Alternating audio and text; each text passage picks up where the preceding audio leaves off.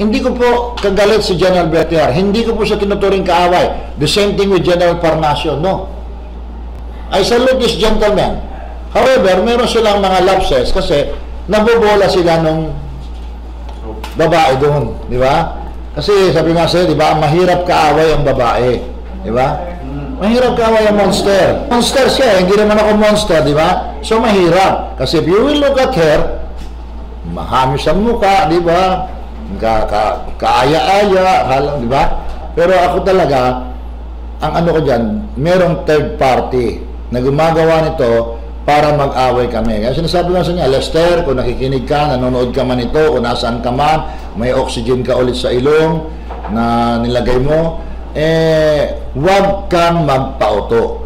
Kasi pag walang nangyari sa amin at hindi nag-succeed itong plano nila, bibitawan kanyang mga yan, papatayin ang buong pamilya nyo kasi involved kayo sa droga. Hindi nyo yan maitatago. Lalo na ngayon binalik na niya yung Presidente at saka ni General Bato ang Operation Against Illegal Drug Tokhan. Nandito pangalan nyo, hindi ito mabubura eh. Diba? Nasa matrix kayo ng mga drug pushers ang pamilya nyo. So how can you erase that? Diba? Kinampihan kayo ngayon, pansamantala lang yan. Kaya sabi ko nga, diba? Hindi araw-araw nakapaligid ang Pasko sa inyo. Diba?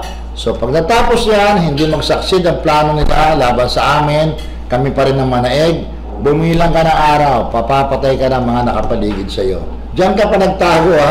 Kala mo safe ka dyan. Mas safe ka pa sa bahay nyo kasi walang papatay sa iyo doon. Doon hindi ka namin gagalaw yan, di ba? Mahayag. Di ba? Walang gagalaw sa iyo sa bahay nyo kasi hindi ka naman namin papasukin doon eh.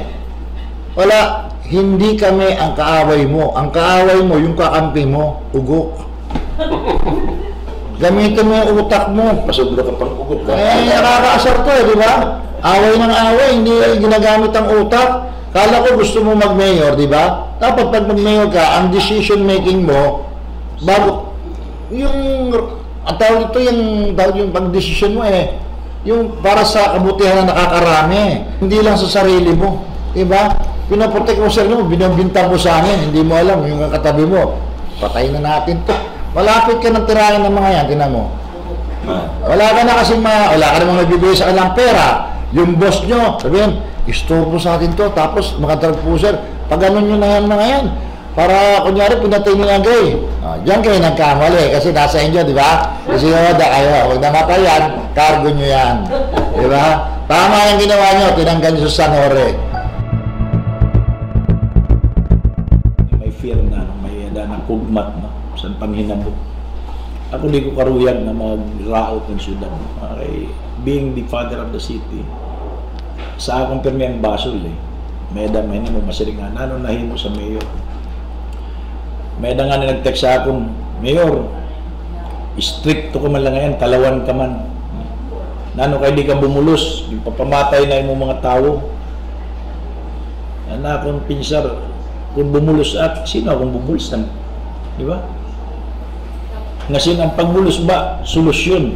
Dili man create another mistake, no? Because when a mistake is committed, you cannot correct it by Another mistake. Another mistake, no? Nagpapag-Diyos ko na lang, tunganin nga akong staff, namat din patay. Singgang kuhan kag-anak, nagpa-Diyos na lang natin, makuri man nga kuhan. Yan na, ang kag-anak naman, yan na, gikakanto-kanto sa nakamotoring tandem, no? Ang ideya sa duwa nga lagas, di na umistar sa era balay sa Calbayog proper. Nag-text sa ako na ano na ininga na hinanabok, pati kami ginaapi na. Sabi ko, arekit may mo kay supporter kam na ako. Mitong lang ako na susubuan na no, sa among ginbabasol na di, pero magpasigig yapon ang aton pagtrabaho bilang mayor ng pagpakupay sa naton syudad. Ang akong hangyo sa naton mga constituente maging vigilant no, diri mahadlok. Yan na, may fear na kasi mga tao. So na akong panawagan sa aton mga private handbook na naghimo sing diri tama undang na kamo.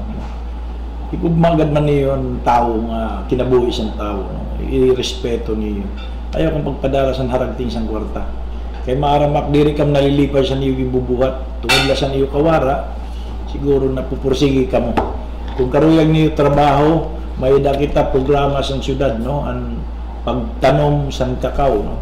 2 years at half bunga na, tatagan ta kamo sa trabaho, livelihood, balik la kamo sa maupay nga gawi.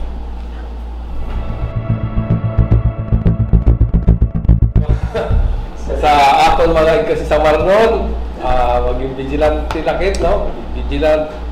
Tunano na inamo din sa aton nga na magburbantay kit, ayaw kita pagtuot sa mga disinformation na nagkakagawas. Una, ali kami para pagbulig sa iyo, para upayan na naton lugar, diri anhi para pagsamok or mangawat. Sa aton kapulisan, sir, buligi kami niyo sa aton armed forces, no? Tulungan nyo kami na yung lugar namin sa Samar maging maayos na. No? Sana Makita kay nila Sir ang totoo. Parnasio, kay Sir Biltihar, na kayo na yung magbago dito sa lugar namin, na sana magkaroon na ng peace and order dito. Sa NPA naman, kung sa inyo to o hindi sa inyo, sana bago kayo maglabas ng information o statement, klaruhin nyo muna. Saka nananawagan ako sa inyo, baka pwedeng tulungan nyo yung pulis sa army, baka makatulong pa kayo sa ikagaganda ng Samar. Salamat.